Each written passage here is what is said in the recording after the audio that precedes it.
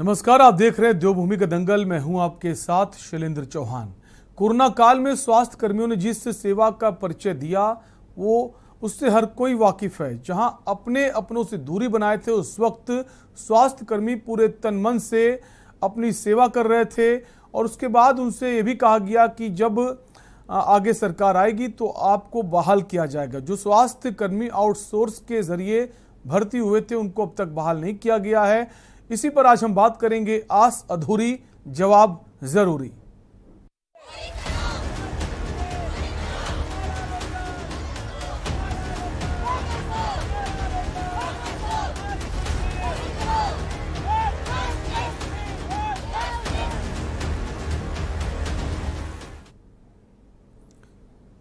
Corona काल में frontline पर काम करने वाले कोरोना योद्धाओं को बहुत सम्मान दिया गया। आसमान से फूल बरसाए गए, उन्हें भगवान का दर्जा दिया गया। ये लाजमी था क्योंकि ऐसे वक्त में अपने ही अपनों के पास नहीं आ रहे थे।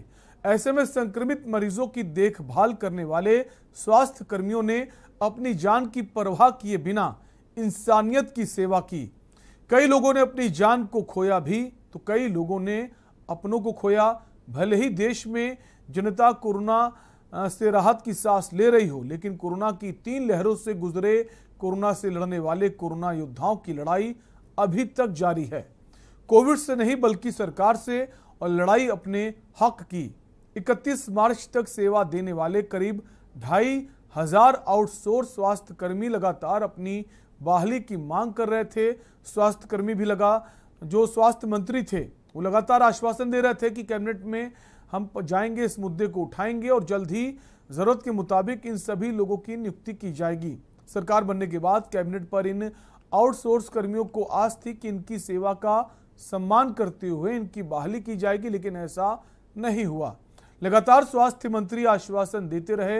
अब इन स्वास्थ्य कर्मियों ने मोर्चा खोल दिया है। अब ये जवाब मांग रहे हैं। इसी को लेकर आज हम चर्चा करेंगे। उससे पहले ये रिपोर्ट देखिए।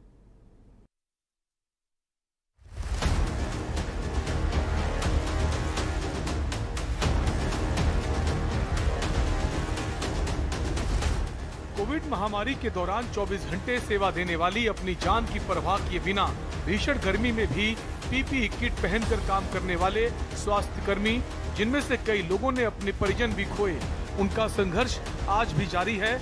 और ये संघर्ष किसी की जान बचाने के लिए नहीं बल्कि असली रोजी रोटी के लिए उन्हें करना पड़ रहा है। कोरोना काल में अस्पतालों में मरीजों का दबाव बढ़ता देख प्रदेश सरकार ने 2 साल पहले बड़ी संख्या में कई संवर्गों में भर्ती निकाली थी, जिसका समय 31 मार्च 2022 को पूरा हो गया, जिसके बाद ये अपनी बहाली को लेकर सड़कों पर हैं। संघर्ष जारी है। सर ये है कि आगे हम शांत तो बैठने वाले हैं नहीं। अब जॉब मिले ना मिले मगर जवाब हम लेकर रहेंगे, क्योंकि हमें आज 49 डेज हो चुका है। तो हम कब तक ना ऐसे शांति से बैठे रहेंगे।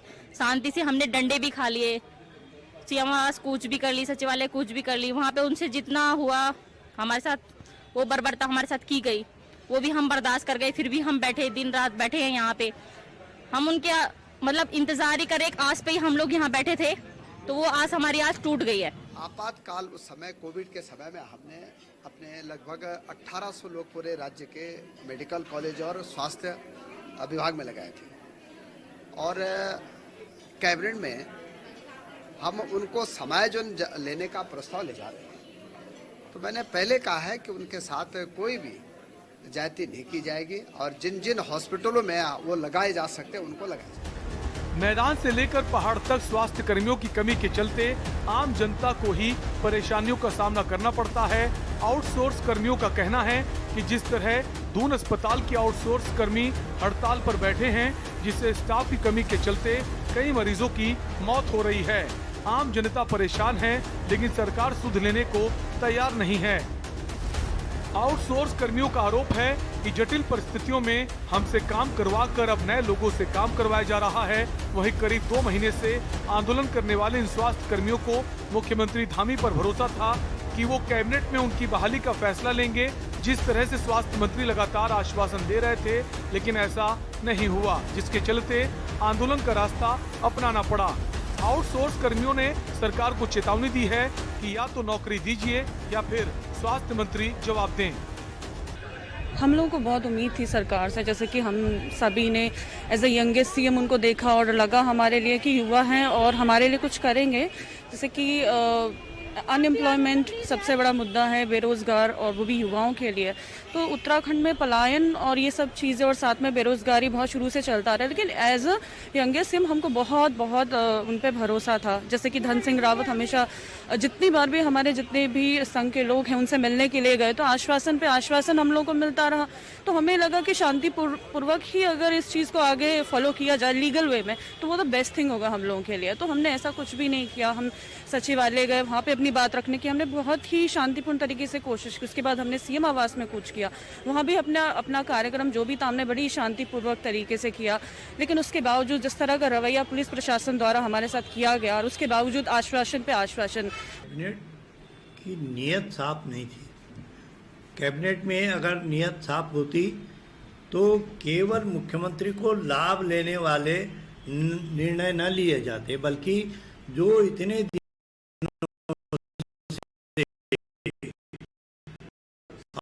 आउटसोर्स के कर्मचारी थे जिन्होंने कोरोना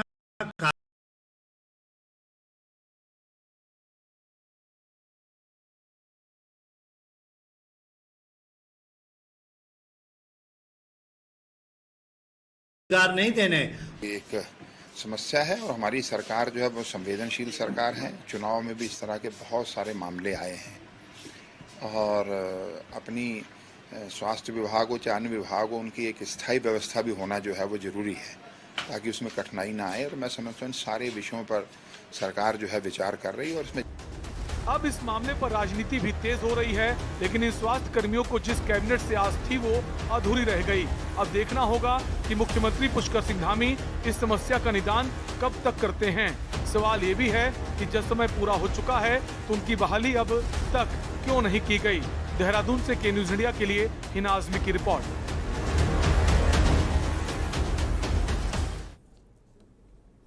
तो 1 महीने से ज्यादा का समय हो चुका है। लगातार उनको कहा जा रहा था कि बहुत जल्द आपको बहाल कर दिया जाएगा, लेकिन ऐसा नहीं हो रहा है। कैबिनेट की बैठक भी हो चुकी है। अब वो जितने भी 2500 कर्मी हैं वो आक्रोशित हैं।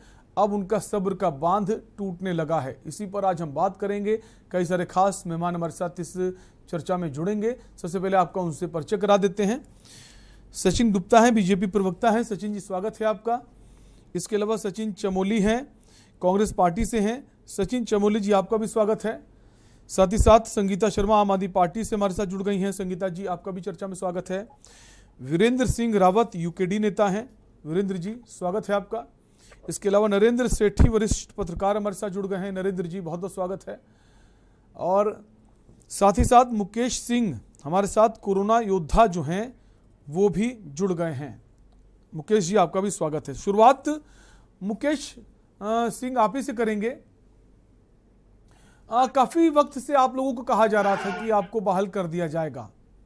स्वास्थ्य मंत्री की तरफ से भी कहा गया कि जल्द ही इस पर हम कैबिनेट में मुद्दा उठाएंगे और आपकी बहाली करेंगे। अब क्या बात करना नहीं चाहते हैं स्वास्थ्य मंत्री या मुख्यमंत्री उस पर संज्ञान नहीं ले रहे हैं? वजह क्या है? इतना लेट लतीफी क्यों हो रही है? सबसे पहले आप सबको और मैं ये बोलना चाहूंगा कि ये आश्वासन भी मिलते गए हम लोगों को। 50 दिन से ऊपर हो चुके हैं इस धरने को और आज कल जब कैबिनेट हुई, कैबिनेट में हमारा मुद्दा नहीं उठाया गया। माननीय स्वास्थ्य मंत्री जी ने खुद हमसे जब भी मिले उन्होंने कहा कि कैबिनेट में आपका मुद्दा आएगा, उसके बाद ही मैं कोई स्टेप ले पाऊंगा। बकायदे कि कल जब कैबिनेट थी, सुबह वो नर्सिंग कॉलेज में थे। स्टेट नर्सिंग कॉलेज है उत्तराखंड का, गवर्नमेंट कॉलेज है, और वहां पे उन्होंने ये अनाउंस करा, सुबह ये अनाउंस करा कि मुझे जो है कि आज कैबिनेट में जो है कि जो कोविड वॉरियर है उन लोगों के लिए प्रस्ताव लाना है और 100% उनके लिए प्रस्ताव आएगा। और ये बोल के जब वो कैबिनेट जाते हैं और कैबिनेट में कोई मतलब ही नहीं उनको, और जब हम सब आक्रोशित होकर के जितने भी कोविड वॉरियर थे हमारे साथ, हम लोग आक्रोशित होकर जब उनके आवास पे गए, उसके बाद उनके आवास पे गए और हमसे पहले हम लोग काफी लोग 5-6 लोग इससे आगे भी चले गए थे कि आखिर दिक्कत क्या है, आखिर क्या बात होगी कि हमारा मामला को इसमें कैबिनेट में नहीं आया। ये जानने के लिए जब हम उनके आवास में गए यमुना कॉलोनी, तो वहाँ जब हमें मिलते तो उन्होंने कहा कि बेटा तुम्हारा जो है कि 10:30 बजे तक, यानी तुम्हारा नहीं हो 10:30 बजे तक, रात के 10:30 बजे या कल सुबह 10:30 बजे तक तुम्हारे ज्वाइनिंग लेटर तुम्हारे पास।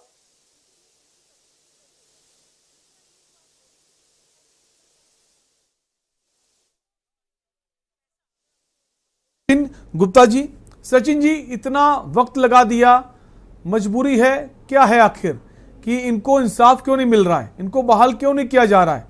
जिस वक्त लोग एक दूसरे के साथ, घर के लोग एक दूसरे दूरी बनाए हुए थे, उस वक्त इन लोगों ने बाहर निकलकर लोगों की सेवाएं की। सचिन गुप्ता जी। जी नमस्कार शैलेंद्र जी। देखिए, कोविड कार्यकाल में एक अस्थायी व्यवस्था बनाते हुए प्रदेश सरकार ने स्वास्थ्य व्यवस्था को सुचारू रूप से चलाने के लिए जो है ये अस्थायी नियुक्तियां की गई थी। कॉन्ट्रैक्ट बेसिस पे लगभग 612 देहरादून में और लगभग संपूर्ण पूरे उत्तराखंड में अगर देखा जाए तो लगभग 1800 ऐसे नवयुवकों को जो है इस कोविड व्यवस्था के लिए रखा गया था। और बकायदा कॉन्ट्रैक्ट में एक चीज स्पष्ट भी लिखी गई थी कि जब आपका ये कोविड कार्यकाल समाप्त हो जाएगा, आपका कॉन्ट्रैक्ट भी स्वतः ही समाप्त कर दिया जाएगा। लेकिन प्रदेश सरकार, क्योंकि कॉन्ट्रैक्ट खत्म हो चुका है और प्रदेश सरकार इन युवाओं का के साथ है और प्रदेश सरकार चाहते हैं कि ऐसे युवाओं को कहीं ना कहीं जो है व्यवस्था देख के इनको जो है समायोजित किया जाए। और इस प्रदेश के हमारे माननीय युवा मुख्यमंत्री चाहे पुष्कर सिंह धामी हो, चाहे युवा स्वास्थ्य मंत्री भाई धन सिंह रावत जी हो, वो आश्वस्त कर चुके हैं। बाकायदा 2 बार ये आश्वासन दिया जा चुका है कि जल्दी इनको समायोजित किया जाएगा, क्योंकि ये एक अस्थायी व्यवस्था थी। उनका यही तो कहना है कि आश्वासन तो लगातार दिया जा रहा है। 31 मार्च को समय भी खत्म हो चुका है, 1 महीने से ज्यादा का समय बीत चुका है। कब तक आश्वासन देंगे? कैबिनेट की बैठक भी हो चुकी है, इंतजार तो इसी बात का है ना। हमें जो है 1800 कर्मचारियों को पुनः समायोजित करना कोई आसान काम नहीं। अरे तो धीमे धीमे कर सकते हैं ना। आप 1800 बता रहे हैं, जो जानकारी मेरी उसमें 2500 लोग हैं। आप इकट्ठे सबको मत कीजिए, आप थोड़े थोड़े लोगों को शुरुआत कर दीजिए, ग्रुप वाइज डिसाइड कर दीजिए। बिल्कुल जो है बिल्कुल व्यवस्था ठीक है, आपके पास लौटेंगे। सचिन चमोली हमारे साथ बने हुए कांग्रेस पार्टी से। सचिन जी कितना सहमत है? जैसा सचिन गुप्ता जी कह रहे हैं कि हम पूरी कोशिश में हैं, कब कोशिश जो है वो यथार्थ में बदलेगी, जमीन पर नजर आएगी? सचिन चमोली। सचिन जी, हम चाहेंगे आप अपने ऑडियो को अनम्यूट कर लें। सर, पहले तो बहुत बहुत धन्यवाद इस चर्चा का मुझे हिस्सा बनाने के लिए। इस महत्वपूर्ण मुद्दे पे आपने मुझे आमंत्रित किया, धन्यवाद। दूसरी बात, मेरे नाम के आगे आप करेक्शन करवाइएगा, मेरा नाम संदीप चमोली है, इसमें सचिन चमोली है, कोई बात नहीं। माफ कीजिए, मैं अपने सहयोगी से भी कहूंगा सचिन चमोली की जगह संदीप चमोली कर दिया जाए। जी संदीप जी, अपनी बात कह सकते हैं आप। मैं कहना चाहूंगा चौहान सर, ये जो सरकार की मंशा है, इस मंशा को सबसे ज्यादा अच्छा ये बच्चे बता सकते हैं। ये वो लोग हैं जो जिन पे सरकार कोरोना काल में, अगर आप प्रत्यक्षदर्शी आप भी होंगे, सारे पैनलिस्ट होंगे, सरकार हेलीकॉप्टर के माध्यम से इन पे फूल बरसाने का काम कर रही थी। 50 दिन से कम ये पूरे प्रदेश के बच्चे इकट्ठा होके, ये हमारे प्रदेश के हैं, बाहर से नहीं आए, बाहर से लगे हुए लोग नहीं है। सरकार ने आसानी से कह दिया कि कोविड काल में आपको कॉन्ट्रैक्ट पे आपने यहाँ के बच्चों को मारने के लिए रखा था क्या? कोविड काल में जहाँ आम आदमी घर से बाहर नहीं निकल रहा था, अपने परिवार के लोग अगर बीमार हो जा रहे थे उनको हॉस्पिटल में एडमिट कराने नहीं जा रहा था, लेकिन वहां ये लोग अपनी जान पे खेल कर, और न जाने कितने स्वास्थ्य कर्मियों की पूरे भारतवर्ष में मृत्यु हुई, आप हम सबके सामने। सरकार की मंशा को आप समझ सकते हैं। अब आइए आप युवा मुख्यमंत्री पे, इस युवा मुख्यमंत्री की बात करते हैं। पूरे सरकार ने अपने पूरे कार्यकाल में स्वास्थ्य में मात्र एक वैकेंसी नर्सिंग की निकाली थी, उसमें कम से कम 10 बार करेक्शन कर चुके हैं, और सरकार का 6वां साल शुरू होने वाला, 5 वर्ष पूरे हो गए हैं। लेकिन दूसरी बात बड़ी दुर्भाग्य की है, ये बार बार इन बच्चों को आश्वासन मिलता रहा कि जो ये पहली कैबिनेट मीटिंग, जो अभी वर्तमान में जो कैबिनेट मीटिंग हुई है, जिसके बारे में कई फैसले हुए हैं, जिन फैसलों में सरकार ने चुनाव लड़ने के लिए तो लोग लुभान मुद्दे किए हैं, लेकिन वो बच्चे, वो हमारे प्रदेश के युवा, जो हमारे प्रदेश का भविष्य है, सबसे बड़ी बात तो ये है कि ये वो लोग हैं जिन्होंने अपने हाथों से लाखों लोगों को इस प्रदेश में बचाया है। अच्छा, आपका क्या लगता है, जब प्रदेश स्वास्थ्य व्यवस्था प्रदेश में सचमुच बहाल है, आप इनको रख सकते हैं? आप इनको रख सकते हैं। यहाँ स्वास्थ्य न मिलने के कारण पहाड़ों में स्वास्थ्य व्यवस्था न करने में पहाड़ों में रोज लोगों की मौत हो रही है। आपको क्या समस्या है? आप रखिए, ठीक है, आप स्थायी व्यवस्था नहीं कर सकते, आप इन्हें फिर दोबारा से संविदा पे रखिए, लेकिन मनसा नहीं है। मनसा हो तो किसी का काम करना चाहें। ये बच्चे ठीक है, लौटेंगे आपके पास। हमारे साथ और भी खास मेहमान है आपके पास, लौटेंगे। संगीता शर्मा, आम आदमी पार्टी से। संगीता जी, क्या माने, वाकई में मंशा नहीं है या फिर बजट नहीं है, फंड नहीं है कि उनको वापस रखा जाए, फिर से उनको पे करना पड़ेगा? देखिए चौहान जी, मंशा और इच्छा शक्ति होनी चाहिए। बजट की बात है तो जब उपचुनाव में करोड़ों रुपया खर्च हो सकता है, तो क्या हमारे जो स्वास्थ्य कर्मी हैं जिन्होंने कोरोना के मुश्किल समय में लोगों की मदद की, उनको उपचार दिया और अस्पतालों में डटे रहे हर परिस्थिति में, तो क्या उनके लिए सरकार कुछ नहीं कर सकती? लेकिन ये इच्छा शक्ति नहीं है। उत्तराखंड की दशा दिशा सुधारने की जिम्मेदारी आखिर किसकी है? वो सरकार की है। जब कल आप कैबिनेट का फैसला लेकर के आते हैं तो आपको उपचुनाव जीतने के लिए आप अंत्योदय योजना के तहत 3 सिलेंडर फ्री देने की बात कर देते हैं, लेकिन आप इनके प्रति बिल्कुल भी संजीदा नहीं है। इसलिए ये लगभग 50 दिन से धरने पर बैठे हुए हैं और आप इनके बारे में सोच नहीं रहे हैं। इन पर लाठी डंडे भी चलाए जा रहे हैं और ये कैसी परिस्थिति में धरने पर विवश हैं। एक तरफ महंगाई कमर तोड़ रही है, सिलेंडर के दाम बढ़ रहे हैं, पेट्रोल डीजल के दाम बढ़ रहे हैं। ऐसे में जो स्वास्थ्य कर्मी इस समय बेरोजगार हैं, उनकी मनोदशा पर भी क्या प्रभाव पड़ रहा होगा, उनका मानसिक संतुलन इस समय कैसा होगा। तो सरकार को ये जिम्मेदारी लेनी चाहिए कि जो राज्य की समस्याएं हैं और जो बेरोजगार हैं उनके बारे में भी सोचे। आज हम उत्तराखंड में कह देते हैं कि पलायन बहुत ज्यादा है, तो पलायन का भी एक बहुत बड़ा कारण कहीं ना कहीं बेरोजगारी है। आज ये जो हमारे स्वास्थ्य कर्मी हैं 50 दिन से धरने पर हैं, इनका कब तक सब्र रहेगा? और जब इनके सब्र का बांध टूटेगा तो या तो ये उत्तराखंड से पलायन करके बाहर जाएंगे, क्योंकि रोजी रोटी की सबको जरूरत है, कमाई की सबको जरूरत है, अपने परिवार का ये भरण पोषण कैसे करेंगे? तो ऐसी दशा और दिशा अगर उत्तराखंड की सुधारनी है तो केवल अपने बारे में ना सोचकर सरकार को बिल्कुल। और ऐसे लोग, ये लोग ये नहीं कि उनके अंदर स्किल की कमी है, बाकायदा कोर्स किया है, एक्सपीरियंस है, लोगों की सेवा कर चुके हैं और कोरोना काल में किया, तो उनको नौकरी तो दूसरे शहरों में भी मिल जाएगी। तो एक सवाल ये भी उठता है कि जो पलायन रोकने की बात होती है, जो टैलेंटेड लोग हैं, स्किल्ड लोग हैं, आप उनके साथ ऐसा कर रहे हैं। आपके पास लौटेंगे, और भी खास मेहमान हमारे साथ बने हुए हैं। यूकेडी से हमारे साथ वीरेंद्र रावत जी हैं। वीरेंद्र जी, क्या आपका रिएक्शन जानना चाहेंगे इस पूरे मामले को लेकर? सर देखिए, बड़े दुख की बात है, जिस तरीके से हमारी देश की रक्षा कर रहे हैं फौजी, उस तरीके से रक्षा कर रहे हैं स्वास्थ्य कर्मचारी। अगर स्वास्थ्य कर्मचारी नहीं होंगे तो हम जो देश के जो नागरिक हैं वो कैसे ठीक होंगे? अगर स्वास्थ्य सुविधाएं नहीं होंगे, स्वास्थ्य कर्मचारी नहीं होंगे, उनके साथ ऐसा शोषण होगा तो कैसे हमारा देश बचेगा? तो उसी तरह से जिस तरीके से फौजी हैं हमारे देश की रक्षा करते हैं, उसी तरह से हमको स्वास्थ्य कर्मचारियों को, इनको डॉक्टरों को हमको सल्यूट करते हैं, क्योंकि यही उस कोरोना काल में 2 साल इन्होंने कितनी कड़ी मेहनत करी है। जिस समय कोई भी अपने माँ बाप को छूने से डर रहा था, जो अपने भाई बहनों को छूने से डर रहा था, जो अपने रिश्तेदारों को छूने से डर रहा था, वहां सामने सामने मौतें हो रही थी, इन कर्मचारियों ने उस समय अपनी जान पे हथेली लगाकर उनको बचाया, उन माताओं को बचाया, पिता को बचाया, भाई बहनों को बचाया, नाते रिश्तेदारों को बचाया। और आज उन्हीं को दरकिनार कर दिया जा रहा है। 50 दिन से ये आंदोलन कर रहे हैं, इनको भी मतलब ये मैं कह रहा हूँ कि उत्तराखंड की राजनीति जा कहाँ रही है, ये नेता जा कहाँ रहे हैं? आज देखिए कैबिनेट में ये पास नहीं कर रहे हैं। आज पहाड़ों का बुरा हाल देखिए, ये 2500 का कर्मचारी है, अगर ये पहाड़ों में कुमाऊं गढ़वाल में लग जाते, उनको कहीं ना कहीं अटैचमेंट हो जाता, तो क्या वहाँ के जो माताएं प्रसव पीड़ा में मर रही हैं, वहाँ के जो युवा मर रहे हैं, बुजुर्ग मर रहे हैं, क्या उनका देखभाल नहीं हो सकती थी? तो ये बड़े दुर्भाग्य की बात है कि आज एक उनके लिए जो डॉक्टर भगवान है, जिस तरीके से हमारे फौजी हमारे भगवान है जो हमारे देश की रक्षा कर रहा है, उस तरह से डॉक्टर हमारे भगवान है, और इन्हीं के साथ ही शोषण किया जा रहा है। तो ये बड़े दुर्भाग्य की बात है कि कहीं ना कहीं अभी भाई साहब कह रहे थे बीजेपी के कि भाई हम अभी कर लगे हुए हैं, हम लोग कोशिश कर रहे हैं, प्रस्ताव कर रहे हैं। भाई प्रस्ताव करते रहोगे, मीटिंग में मीटिंग करते रहो, कब करोगे? आपको बड़े सोचने वाली बात है कि स्वास्थ्य सुविधा ही नहीं है उत्तराखंड में, तो ये बड़े दुर्भाग्य की बात है। और वो आंदोलन कर रहे हैं, उनके साथ अत्याचार कर रहे हैं। उनके माँ बाप किस तरीके से उन्हें कोर्स कराया, किस तरीके से उन्हें पढ़ाया लिखाया, उनको इस लायक बनाया कि बेटा कुछ करो, कुछ कमाओ, अपने पैरों पे खड़ो, और आज उनको ही रोड पे छोड़ दिया गया। तो कहीं ना कहीं इतनी लेट लतीफी क्यों हो रही है, वजह क्या है, क्यों इनको बहाल नहीं किया जा रहा? आपके पास लौटेंगे, हमारे साथ वरिष्ठ पत्रकार बने हुए नरेंद्र जी, आप ही के पास आएंगे। नरेंद्र जी कैसे देखते हैं इस पूरे मामले को? टालने की कोशिश की जा रही है या फिर उनको लगता है कि अभी हमें ज़रूरत नहीं है, कोरोना काल खत्म हो गया है, बहुत ज़्यादा स्टाफ है हमारे पास, कम करने की ज़रूरत है? क्या ऐसा है? क्योंकि हम तो देखते हैं हॉस्पिटल में आज भी वही हाल है, भटकना पड़ता है लोगों को, जाकर वार्ड बॉय नहीं मिलते हैं, स्टाफ की कमी तो है सर। नरेंद्र जी।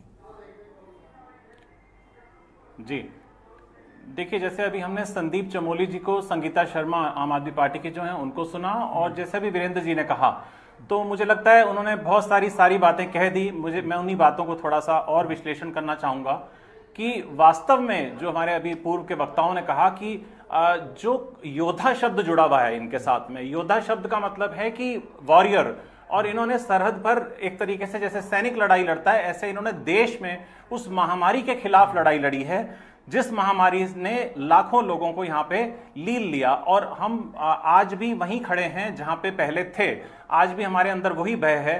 और आज अगर मृत्यु दर भले ही कम हो गई है, लेकिन अभी खतरा टला नहीं है। और ऐसी स्थिति में जब इनके सामने इस तरीके का भेदभाव हो रहा है, उनको दिख रहा है इस बात का कि जिस समय हमारी आवश्यकता थी तब तो हमें रखा, और भले ही उनको उस समय कोई भी पत्र दिया गया हो, सेना के समान योद्धा जो होता है क्या है, सैनिक जो देश की सरहद पर है, लड़ाई भले ही हो या ना हो, लेकिन वो सरहद पर तैनात रहता है पूरे वर्ष भर, उसका अवकाश नहीं होता। ऐसे ही ये योद्धा भी हैं, ये हर समय मुस्तैद हैं, और इन्होंने उस समय कठिन दौर पर अपनी सेवाएं दी जिस समय की कोई मरीज को भी छूने को तैयार नहीं था, किसी डेड बॉडी को तो दूर की बात रही, मरीज के पास भी फटक नहीं रहा था। उस समय ये केवल मास्क और सैनिटाइजर के सहारे उनके परिजनों के पास जाकर इन्होंने पूरी एक मानवता की सेवा जो थी वो की। और इस समय पर अगर सरकार के पास प्राथमिकताएं 3 सिलेंडर और कॉमन सिविल कोड है, तो मुझे लगता है कि शायद सरकार फिर कम से कम थोड़ा सा, जो अब तो चुनाव टल चुके हैं, बहुमत आ चुका है, अब प्रदेश की जनता की भी सुध लेनी चाहिए, क्योंकि प्रदेश की जनता जो है वो सर्वोपरि है, वो उनका स्वास्थ्य सबसे ज्यादा महत्वपूर्ण है। अब चुनाव हो चुके हैं, चुनाव की दृष्टि से इनको ना उस चश्मे से ना देखा जाए, इनको उस चश्मे से देखा जाए जिस भावना से इन्होंने पूरे प्रदेश के उस समय जरूरतमंद लोगों की मदद की, उनकी सेवा की। जी शैलेंद्र। बिल्कुल। नरेंद्र जी, क्या लगता है कि चुनाव, जैसा आपने कहा कि चुनाव निपट गए हैं, अब ध्यान देने की जरूरत नहीं, बहुमत में आ गए हैं, ये सारे मामले तो उठते रहेंगे, बाद में इन पर ध्यान दे दिया जाएगा, तो टालने की कोशिश है? जी शैलेंद्र जी, देखिए यहाँ वैसे आपसी दलों में तो एक राजनीतिक प्रतिद्वंदता रहती है, अवसरवादी राजनीति रहती है और दल बदल की राजनीति रहती है, लेकिन जनता के साथ इस तरीके का कभी सलूक नहीं किया गया। और विशेष तौर पर उस वर्ग के साथ, ये गिनती की संख्या इनकी कितनी, 2,500 है कुल पूरे, अगर 1 करोड़ के इस राज्य में, 1 करोड़ 10 लाख के राज्य में अगर 2,500 स्वास्थ्य कर्मी जो हैं वो अपनी सेवाओं को बहाल करने की मांग कर रहे हैं, तो मुझे नहीं लगता कोई न्यायोचित, इसके न्याय के खिलाफ है कोई, बिल्कुल न्यायोचित मांग है उनकी। और उस मांग को, इनको बिल्कुल जायज मांग को, सरकार को इस पे मोहर लगानी चाहिए। धन सिंह रावत जी को इनको आश्वासन ना देकर उस पर अमली जामा पहनाना चाहिए जो इन्होंने मांग रखी है अपनी। बिल्कुल। सचिन गुप्ता जी के पास आएंगे। सचिन जी, कितना और वक्त लगेगा? देखिए, जब तक सड़कों, अभी वो 50 दिन से धरने पर बैठे हैं, अब वो जो सब्र का बांध है टूटने लगा है। मैं अपने उन कोरोना वॉरियर से, अपने उन योद्धाओं से, मैं अपने उन नवयुवकों से मैं ये आग्रह करना चाहूंगा आपके चैनल के माध्यम से कि सरकार पर विश्वास रखे। आपने सरकार के विश्वास पे आप लोग खरे उतरे हैं।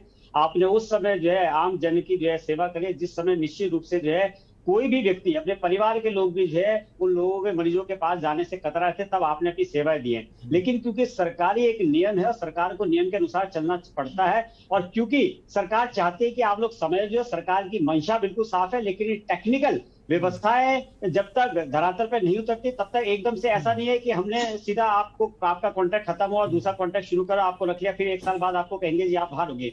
सरकार चाहती है कि आपको ऐसे संयोजित किया जो आप एक लंबे समय तक जो है अपनी आजीविका इससे चलाते हैं और आपका परिवार चलता है, और आप जो है एक स्थायी रूप से जो सरकार के बीच में काम करें। और इसके लिए लगातार माननीय मंत्री जी आश्वासन दे रहे हैं, इसलिए मैं आग्रह करूंगा अपने उन युवा अपने कोविड वॉरियर से कि कृपया गुमराह ना हो, क्योंकि गुमराह होकर जो है सचिन जी, कोई आपके आश्वासन की कोई सीमा है? आपके आश्वासन की कोई सीमा है? कोई सीमा बताइए। ठीक है रोकेंगे सचिन गुप्ता जी, रोकेंगे। जैसा आप कह रहे हैं कि बहुत बेहतर करने के प्रयास में है सरकार, हमारे साथ कोरोना योद्धा बैठे भी हुए हैं मुकेश सिंह। मुकेश जी, जैसा कि सचिन गुप्ता जी कह रहे हैं कि परेशान मत होइए, थोड़ा सब्र रखिए, सरकारी कोशिश है उससे बेहतर आपको देगी, बहाल तो करेगी और आगे आपको ऐसी दिक्कतें ना हो उस पर भी ध्यान दिया जाएगा। क्या कहेंगे मुकेश जी? सर तो इसका मैं ना सचिन गुप्ता सर ने बिल्कुल सही बोला कि आप विश्वास रखिए, हम विश्वास रखेंगे सर। आप कोई ऐसा पत्र तो दो, ऐसा कोई विश्वास तो दो हमें कि हाँ बेटा कि 6 महीने तक आप जो है कि इस तरह से काम करिए और 6 महीने बाद आपको समायोजन किया जाएगा। जैसे कि माननीय स्वास्थ्य मंत्री जी ने और जितने भी मंत्रीगण हैं, जितने भी जिस भी कैबिनेट मंत्री जी से हम मिले, सबने यही बोला हमें।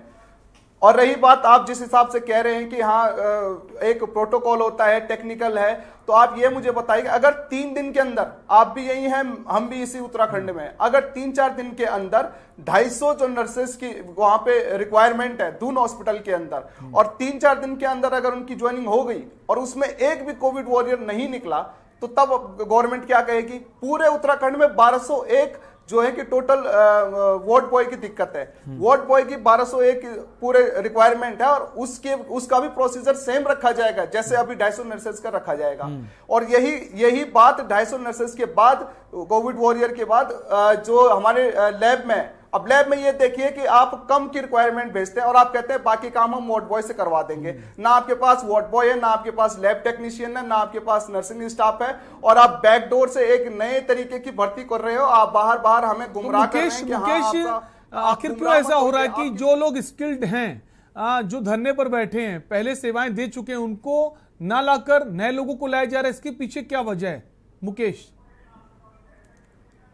सर यही हमें समझ में नहीं आ रहा है। अगर आपके पास पहले ही जिन्होंने 2 साल तक आपके आईसीयू में, आपके लैब में, आपकी सेंट्रल लैब में, आपके वार्ड बॉय ने हर वार्ड में काम करा है, आप उनमें कमी नजर आ रही है? जिन्होंने कि इतना तगड़ा कोविड चल रहा था उस समय आपके बैकबोन की तरह काम करा, आपको उसमें कमी नजर आ रही है। ये सिर्फ दून हॉस्पिटल की बात नहीं है, ये मैं पूरे प्रदेश की बात कर रहा हूं और पूरे प्रदेश में यही हो रहा है। और आप एक नई कंपनी या जो भी आपने प्रोसीजर रखा है ना सर, उसके तहत आप क्या करते हैं कि किसी और को अपॉइंटमेंट देने के लिए आप बिल्कुल तैयार है, लेकिन आपको कोविड वॉरियर में वो बिल्कुल भी वो कला या फिर वो भरोसा नजर नहीं आ रहा है कि ये आकर के हमारा हॉस्पिटल चला पाए, जबकि उसने 2 साल तक आपके साथ बैकबोन की तरह काम करा है। लेकिन सरकार का बार-बार आश्वासन मिल रहे हैं। मैं आपसे कहूंगा सर, सचिन गुप्ता सर से कहूंगा कि आप जो कह रहे हैं कि सरकार पर भरोसा रखिए, हम उठ जाएंगे सर। आप अपने आप मंत्रीगणों से कहिए, जिस तरह से कैबिनेट से पहले आप कह रहे थे कि 6 महीने के लिए आपका सेवा विस्तार किया जाएगा, तत्पश्चात आपको समायोजित किया जाएगा। आप जो कह रहे हैं ना टेक्निकल सर, उस टेक्निकल का जवाब दे रहा हूं कि आपको 6 से 8 महीने तक लग जाएंगे।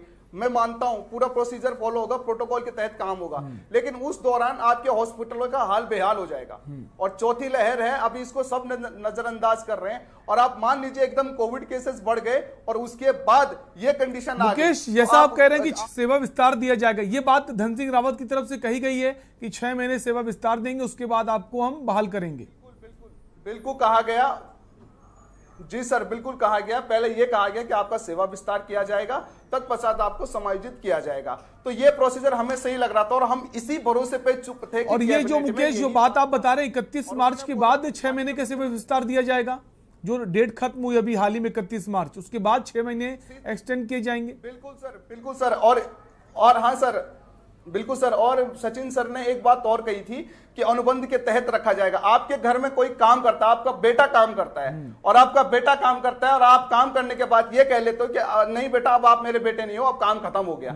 ऐसा हो सकता है क्या? ये उत्तराखंड एक परिवार है सर। और हम जब जैसा कि आप कह रहे हैं कि कुछ नई कंपनी से बात चल रही है, उनको भी लग रहा है कि फिर से आउटसोर्सिंग के जरिए लोगों को कम सैलरी में ले आए, और जैसा आप लोगों के साथ हुआ है फिर वैसा ही उनके साथ भी हो, मतलब वो परमानेंट नहीं करना चाहते हैं। ये वजह भी हो सकती है। बिल्कुल सर, बिल्कुल सर, ये वजह भी हो सकती है। इनको क्या है कि 2200 का बजट बहुत बड़ा लग रहा है, 2200-2500 जो हम लोग हैं। जैसे सर ने बताया अभी कि 1 करोड़ से ऊपर की पॉपुलेशन है उत्तराखंड में, उसमें मात्र 2500 लोगों के लिए रोजगार नहीं है।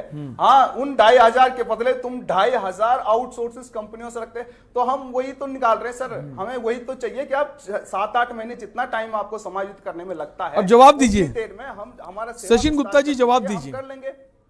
जो लोग अपनी जो लोग आपके साथ जुड़े हुए 2 साल से और वो स्किल्ड भी हैं, एक्सपीरियंस भी है, उनको ना लाकर आप नए लोगों को ला रहे हैं। देखिए, मैं मुकेश जी की बातों से, मुकेश जी की जो भी उनके जो बातें जो यहाँ पर रख रहे हैं, मैं उस पर इतना ही कहना चाहूंगा कि मुकेश जी कहीं ना कहीं गुमराह है। वो सुनी सुनाई बातों पर जो है यहाँ अपना वर्जन रख रहे हैं, जबकि सरकार ने कोई भी एक व्यक्ति ऐसा जो है आउटसोर्स के रूप में जो है भर्ती नहीं किया है कि आउटसोर्स से जो है उन्होंने यहाँ पर भर्ती कर दिया और इनको नजरअंदाज कर दिया। और बार बार माननीय मंत्री जी ये कह चुके हैं कि जो भी समायोजित होगा पहले इन लोगों की व्यवस्था देखी जाएगी, किस हॉस्पिटल में, कौन से सरकारी हॉस्पिटल में इनको व्यवस्था की जा सकती है। तो इसलिए सरकार तो पहले से ही बोल रही है इस चीज के लिए, तो इसलिए ये गुमराह हो रहे हैं, सर व्यवस्था जा रहा है। तो मैं यही तो कह रहा हूँ। चलो ठीक है सर, आपकी बात ठीक है सर, आपकी बात मानता हूं मैं, गुमराह रखा गया हमको, मैं मानता हूं। चलो ठीक है, मैं मानता हूं, आप बोल रहे हैं, मैं मानता हूं। मैंने कहा 3-4 दिन के अंदर, अच्छा ठीक है सर, हम गुमराह हैं। तो आप ये बताइए ना, जिस हिसाब से ये बोला गया था आपका सेवा विस्तार किया जाएगा, आप कह रहे हैं कि आपका काम टेक्निकली रूप से लंबा खिंचता है, तो आप 6-7 महीने के लिए सेवा विस्तार कीजिए और उसके बाद हमें समायोजित कर दीजिए विभाग में। आपको 6 महीने का एक्सटेंशन पहले दिया जा चुका है। नहीं सर, आगे जो सर यही एक्सटेंशन दिया गया है सर, लेकिन अभी तक ज्वाइनिंग लेटर नहीं आए। आपको बकायदा आप समायोजित करने की बात हो रही है, आपको ये किया जा रहा है कि आपको कॉन्ट्रैक्ट बेस से हटा के कई समायोजित। सर बात आप सही कह रहे हो, लेकिन ये बात मेरा आपसे आग्रह है कि सरकार सर धरना हमारा काम ही नहीं है सर, हमें और काम नहीं है सर। धरना में बैठकर कोई मांग नहीं है सर। आप मुझे एक बात बताइए, मैं मुकेश जी, मैं एक और आग्रह आपसे एक सवाल करते थे। एक जो है कॉन्ट्रैक्ट बेस क्या होता है? जब हम 11 महीने का कॉन्ट्रैक्ट करते हैं तो उसका होता है कॉन्ट्रैक्ट हम साइन कर रहे हैं, हम पढ़ के जो है व्यवस्था कर रहे हैं। इसीलिए हम व्यवस्था ये चाह रहे हैं कि आपने कॉन्ट्रैक्ट पढ़कर उस पर लोगों ने साइन किया था, उस कॉन्ट्रैक्ट और उसके बाद ये व्यवस्था बनी। अब अगर कोई व्यवस्था खत्म हो गई, मुकेश जी सुन लीजिए, अगर कोई व्यवस्था कॉन्ट्रैक्ट बेसिस के खत्म हो गई और आपको नई जगह उस पर एडजस्ट करना है, तो सरकार को समय देना एक लाजमी है। ऐसा नहीं है कि आपके 1 महीने पहले समय खत्म और आपने कहा जी तत्काल हमारा समय खत्म तो दूसरी जगह पर भर्ती करो। सरकार व्यवस्था बना रही है। सरकार के मंत्री जो स्वास्थ्य मंत्री है, कैबिनेट मंत्री हैं, वो बाकायदा बार बार ये स्पष्ट ऑन कैमरा आके बोल रहे हैं, वो चोरी छिपे नहीं बोल रहे हैं। उन्होंने आपको कमरे में आके नहीं बुला के बोला है कि मैं आपको व्यवस्थित कर रहा हूं, उन्होंने और कैमरा बोला 2-3 बार बोल चुके हैं। इसलिए निश्चित रूप से मुझे पूरा मैं आश्वस्त हूं कि जो भी हमारी नेक्स्ट कैबिनेट होगी उसमें शीघ्र ही आपका ये विषय आएगा। और मुझे ऐसा लगता है कि जल्दी जितने मेरे ये युवा कोरोना वॉरियर योद्धा जो आज मुश्किल मजबूरन जो है उन्हें आज धरना प्रदर्शन करने को बाध्य होना पड़ रहा है, निश्चित रूप से कहीं ना कहीं समायोजित जरूर होंगे, क्योंकि सरकार का वादा है, सरकार की नीति। सर आपने बोला कि 6 महीने का कॉन्ट्रैक्ट विस्तार कर चुका है, लेकिन सर बोलने में और जो ऑफिशियल लेटर होता है ना सर, उसमें फर्क होता है। आप बोले 6 महीने का कार्य विस्तार हो चुका है, लेकिन अभी कोई ऑफिशियल लेटर नहीं आया है कि जिससे कि हॉस्पिटल ये बोले कि ये जो कोरोना योद्धा हैं जिनको बहाली के लिए कहा गया है, ये आपका लेटर है, आप आकर के अपने ज्वाइनिंग लेटर ले लीजिए। पहले भी अनाउंस करने में और ऑफिशियल सेवा विस्तार में भी आपकी व्यवस्था हुई है। पहले आपको 11 महीने के लिए रखा गया था, उसके बाद 6 महीने फिर बढ़ा दिए गए थे, आपके बढ़ाए गए थे नहीं गए थे? आप बताइए। सबसे पहले 3 महीने के लिए रखा गया था सर, 2020-21 में जब कोविड आया था तब 3 महीने के लिए रखा गया था, फिर 6 महीने हुआ, फिर 8, फिर 11 और ऐसे करते करते सिचुएशन के हिसाब से 2 साल हो गए। तो जब इस हिसाब से आपकी सिचुएशन के हिसाब से बढ़ गया, अभी तो वही है ना, मेन बात है मैन पावर की क्राइसिस है सर, सबसे मेन है मैन पावर की क्राइसिस। 11 महीने का कॉन्ट्रैक्ट खत्म हुआ, उसके बाद क्या आपके हॉस्पिटल सुचारू रूप से चल रहे हैं? मैन पावर की व्यवस्था सरकार देख रही है ना, मैन पावर के लिए सरकार भर्तियां भी निकाल रही है, लेकिन आपकी शर्त कुछ और है। आप ये चाहते हैं कि जो सरकार मैन पावर रखी हो पहले हमें रखे, तो सरकार भी यही चाहती है कि जिन लोगों ने कोरोना वॉरियर में सरकार का साथ दिया हम पहले उनको रखें, लेकिन आप इसमें भ्रमित ना हो। सरकार कोई भी सचिन गुप्ता जी यही तो बात है ना, वही तो मुकेश सिंह वही तो कह रहे हैं कि सरकार जो है नई कंपनी से बात कर रही है, नई कंपनी के जरिए लोगों को भर्ती करना चाहती है, जो इतने साल से आपके साथ जुड़े हुए हैं, आज उनको सड़कों पर धरना प्रदर्शन करना पड़ रहा है। बात तो यही ना कि नई कंपनी से बातचीत क्यों हो रही जब आपके पास लोग मौजूद हैं, और आप कह रहे गुमराह किया जा रहा है। बता कि क्या कोई जो सरकार ने नियुक्ति खोली है क्या उसमें कोई बैकडोर से नियुक्ति हुई है? अरे वो खुद कोरोना योद्धा है, उसे कौन गुमराह करेगा? वो अगर सच्चाई रख रहा है, आप कह रहे उसे गुमराह किया जा रहा है। धन सिंह रावत उसके मंत्री है, इतना बड़ा स्कैम हुआ है। ये लोग आप बताइए स्कैम नहीं हुआ? सहकारिता में स्कैम नहीं है, बताइए आप। अरे 108 हमारे सामने, 108 के हमारे साथी मर गए, 108 इस प्रदेश में आपकी सरकार थी। और आप कह रहे 6 महीने का सेवा विस्तार दिया गया, वो साफ कह रहे 6 महीने का सेवा विस्तार दिया नहीं किया है। दूसरी कंपनी को टेंडर दे दिया गया। और अगर अब सेवा विस्तार अगर हो गया, सीधे समायोजित कर लीजिए ना। सेवा विस्तार वाली बात तो खत्म हो गई। आप खुद ही कह रहे सेवा विस्तार हम पहले ही दे चुके हैं, अब सिर्फ समायोजित करना है, फिर कहां दिक्कत आ रही है? जिन अधिकारियों ने सौदा किया वो सरकारें क्या अधिकारी निलंबित किया? सरकार ने निलंबित किया उनको। अरे आपके मंत्री तो मंत्री तो वही है, आप क्यों नहीं इस्तीफा दे रहे? मुख्यमंत्री क्यों नहीं इस्तीफा दे रहे? नहीं दिया है। क्या मंत्री की जिम्मेदारी नहीं बनती? क्या मंत्री की जिम्मेदारी नहीं बनती? क्या आपके मंत्री की जिम्मेदारी नहीं बनती? अरे आपके मंत्री की जिम्मेदारी नहीं बनती? क्या धन सिंह रावत जिम्मेदार नहीं है अगर उनके विभाग में कोई घोटाला हो रहा है? अरे छोड़िए भाई, आपने बिल्कुल जिम्मेदार है, धन सिंह रावत जिम्मेदार है। आप मुझे बताइए, अरे धन सिंह रावत जी जिम्मेदार है। लूट की आपके धन सिंह रावत जी ने अपने चहेतों को पैसे देकर नौकरी लगाया है, इस प्रदेश को कलंकित किया है। अरे क्यों नहीं? अरे विभाग उनकी जिम्मेदारी है। अरे यार क्यों? आप देखिए निरंतर जांच चल रही है। धन सिंह रावत जी अपराधी है। धन सिंह क्यों अधिकारी क्यों है? अधिकारी क्यों है? विभाग के मंत्री जिम्मेदार नहीं है। अच्छा विभाग की जिम्मेदारी किसकी होती है? अरे आप बताइए विभाग की जिम्मेदारी किसकी होती है? आप बताइए। अच्छा आप बताइए, अरे किसकी जिम्मेदारी है बताइए? कि जितना आप बताइए आपने 108 का क्या किया? अरे इन बच्चों को भी आप भ्रमित कर रहे हैं, इन बच्चों को भी आप भ्रमित कर रहे हैं, इन बच्चों को भ्रमित कर रहे हैं, इन बच्चों को आप भ्रमित कर रहे हैं, इन बच्चों को आप भ्रमित कर रहे हैं। फिर आप दोबारा किसी कंपनी को यहाँ लाएंगे, वो किसी और को पैसे देकर नौकरी लगी। अरे 108 के बच्चों के साथ आपने क्या किया बताइए? अच्छा आप बताइए 108 के साथ आपने क्या किया? अरे आपने 108 के बच्चों के साथ क्या बताइए? बताइए, अरे आप बताइए। ठीक है, आप दोनों को ही रोकेंगे, एक ब्रेक के लिए रुकेंगे। और जिस तरह की बातें सामने आ रही हैं कि वो कह रहे हैं सेवा विस्तार 6 महीने का दे दिया जाए, और वो कह रहे हैं पहले दे चुके हैं। अगर पहले दे चुके हैं समायोजित करने में क्या दिक्कत है? एक ब्रेक का वक्त है, फौरन लौटेंगे।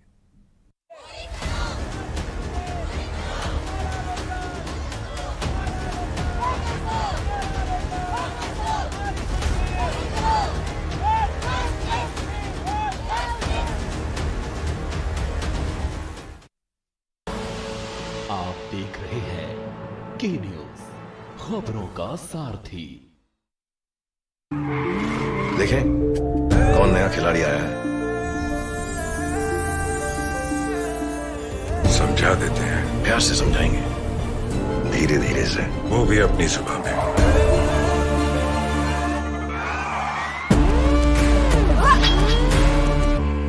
ये तो अपनी जुबान है। जुबान एक हो तो दिल भी एक होने चाहिए। विमल बोलो जुबान केसरी।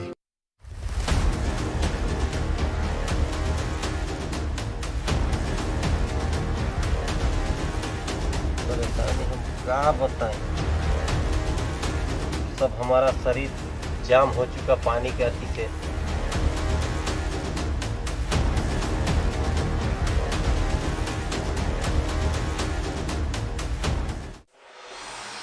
कोर्ट कचहरी के ना लगे चक्कर, सबसे अधिक यही है बेहतर। लेकिन बढ़ ही जाए पाला तो कहां जाए, क्या करें? घबराए नहीं, अब हर मुश्किल होगी आसान। के न्यूज इंडिया पर वकील आपका देगा समाधान। कीजिए कॉल, पूछिए अपने सवाल।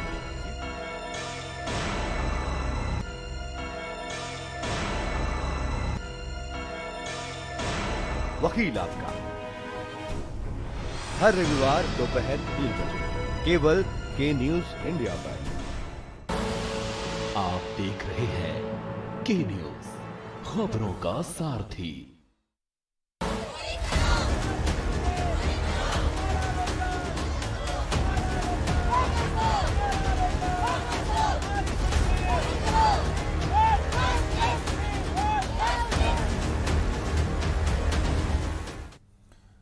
ब्रेक के बाद एक बार फिर आपका स्वागत है। आप देख रहे हैं देवभूमि का दंगल और हम बात कर रहे हैं जो स्वास्थ्य कर्मी हैं जो आउटसोर्स के जरिए रखे गए थे।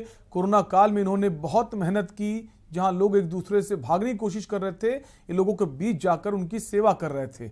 और अब हाल ये कि 50 दिन से वो धरना कर रहे हैं, लेकिन उनकी सुनने वाला कोई नहीं है। आश्वासन पे आश्वासन दिए जा रहा है कि आपको जल्द समायोजित करेंगे, लेकिन सरकार ने कैबिनेट बैठक भी की, वहां भी इनका मुद्दा नहीं उठा। अब इनका सब्र जो है वो टूटने लगा है, जवाब देने लगा है, क्योंकि अब मंत्री बचते नजर आ रहे हैं और उनकी मांग पूरी नहीं की जा रही। इसी पर हम बात करेंगे, कई सारे खास मेहमान बने हुए हैं। वापस हम चर्चा को आगे बढ़ाएंगे। नरेंद्र सेठी हमारे साथ बने हुए वरिष्ठ पत्रकार हैं। नरेंद्र जी, आप ही के पास आएंगे। जैसा कि अभी हमने सुना, जो हमारे मुकेश सिंह है, कोरोना योद्धा हैं, उनका कहना है कि 6 महीने का सेवा विस्तार की बात की जा रही थी, उसके बाद समायोजित करेंगे। लेकिन जो बीजेपी के प्रवक्ता हमारे साथ बैठे हैं, सचिन गुप्ता जी, उनका कहना है कि सेवा विस्तार पहले ही हो चुका है, और जब सेवा विस्तार हो चुका है तो फिर दिक्कत क्या है? समायोजित कर दीजिए, इकट्ठे नहीं कर सकते हैं, थोड़े थोड़े लोगों को कर दीजिए। नरेंद्र सेठी जी। शैलेंद्र जी, देखिए, सरकार जिस समय कोई निर्णय लेती है, या सरकार को जब कोई निर्णय लेना होता है, तो सरकार के पास एक बहुत बड़ा दायरा होता है। सरकार कहीं बंधी नहीं होती किसी नियमों से। नियम जरूर होते हैं, लेकिन मुख्यमंत्री का विवेकाधीन एक निर्णय होता है, उनका विवेकाधीन एक कोष होता है, उनके पास एक पूरा दायरा है, वो कोई भी निर्णय ले सकते हैं। और ये फैसला लेना है जो संविदा कर्मियों के बारे में, स्वास्थ्य जो हेल्थ वर्कर्स हैं, इनके बारे में ऐसा नहीं है कि ये कोई पीडब्ल्यूडी की अपने वेतन बढ़ोतरी की मांग कर रहे हों, या ये अपनी स्थायी किसी वेतन भत्ते की मांग कर रहे हों। ये वो समय पर इन्होंने काम किया है जिस समय पर पूरा देश लॉकडाउन के अंदर था, कोई एक सगा भाई के पास पहुंचने को तैयार नहीं था। उस समय इन्होंने जान हथेली पर रखकर और मरीजों की सेवा की जाके, और उनके बीच गए। और आज अगर सरकार या सरकार के नुमाइंदे अगर इतना कड़ा रुख करते हुए और इस तरीके के अगर बयान और इस तरीके का अगर वक्तव्य दें, तो मुझे लगता है कि फिर संवेदनहीनता ही कही जाएगी। ये संवेदनशीलता तो कहीं है नहीं, क्योंकि जिस समय कोरोना चरम पर था तो उस समय ये कहा जाता था कि मास्क है जरूरी, 2 गज की दूरी जरूरी, 2 गज की दूरी, मास्क है जरूरी। लेकिन आज ये देखकर लगता है कि सरकार की कैसी है मजबूरी, कोरोना वॉरियर से ही बना ली दूरी। तो इसको देखते हुए सरकार सारे नियमों को किनारे रख दे, उनको शिथिल कर दे, और एक निर्णय ले कि ये मानवीय संवेदनाओं से जुड़ा मामला है, ये नियमों, कानून, कायदे के आप किनारे रख दीजिए। जब किसी को भेजना होता है, यूक्रेन में छात्र फंसे हुए थे, तो भारत की सरकार ने विमान भेजे ना उनको निकालने के लिए। ये तो नहीं पूछा कि आप हवाई जहाज पे उड़ने के लिए पात्र हो या नहीं हो, आपके पास पैसे हैं या नहीं हैं। देश का मुद्दा का सवाल था ना। तो इसी तरीके से ये पूरे प्रदेश के उन कोरोना वॉरियर्स का सवाल है जिन्होंने हमारे साथ हमारे दिया। आज अगर हम इनको आंखें दिखाएं तो शायद मुझे लगता है मानवता शर्मसार होगी। जी शैलेंद्र, बिल्कुल सही बोला आपने। वीरेंद्र रावत के पास आएंगे, यूकेडी से हैं हमारे साथ बने हुए। वीरेंद्र सिंह जी, क्या लग रहा है कि जब मुश्किल वक्त था तब आपका इन्होंने साथ दिया, जैसा कि नरेंद्र जी कह रहे थे, अब आप उनसे दूरी बनाने की कोशिश कर रहे हैं, इसे क्या माने? बचने की कोशिश है कि इनसे पल्ला छुड़ा लिया जाए? और ये बड़े दुर्भाग्य की बात है, और ये सोचने वाला है। अभी सचिन जी बोल पड़े जी परमिशन लेनी पड़ेगी। भाई आपको 50 दिन हो चुके हैं, 50 दिन से आंदोलन कर रहे हैं, परमिशन कब तक? चलिए हम आपको 50 दिन और देते हैं। के न्यूज के चैनल में हम आपसे अगली बार मिलेंगे, और आप उसमें टाइम पीरियड आज बता दीजिए कि आपको 15 दिन चाहिए, 20 दिन चाहिए, 50 दिन चाहिए इन कर्मचारियों के लिए, जो आज स्वास्थ्य कर्मचारियों के लिए ही सुध ले रहा है, जिन्होंने हमें मौत के मुंह से कई लोगों को निकाला है, और कई जो लोग छू नहीं पा रहे थे उनको छुआ उन्होंने।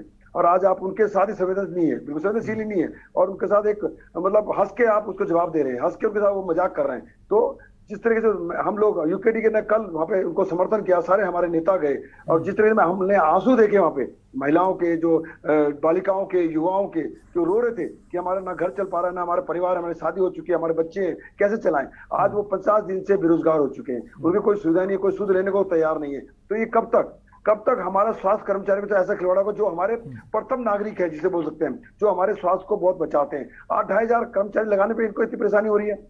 कैबिनेट में आप पास नहीं कर रहे हैं, आप कह रहे हैं जी हमें समय दीजिए, समय दीजिए, समय। अरे कब तक समय चाहिए? चलिए हम आपको 50 दिन और देते हैं, पर 50 दिन में इनका भविष्य तो बना दीजिए। इन्होंने इतनी मेहनत करी है, किस मेहनत से इनके माँ बाप ने इनको पढ़ाया लिखाया, तो थोड़ा सोचना तो चाहिए। आप इस तरीके से ऐसा गुमराह कर रहे हैं, उनको बेवकूफ बना रहे हैं आप, प्रलोभ ना, उनको आश्वासन पे आश्वासन, कब तक आश्वासन?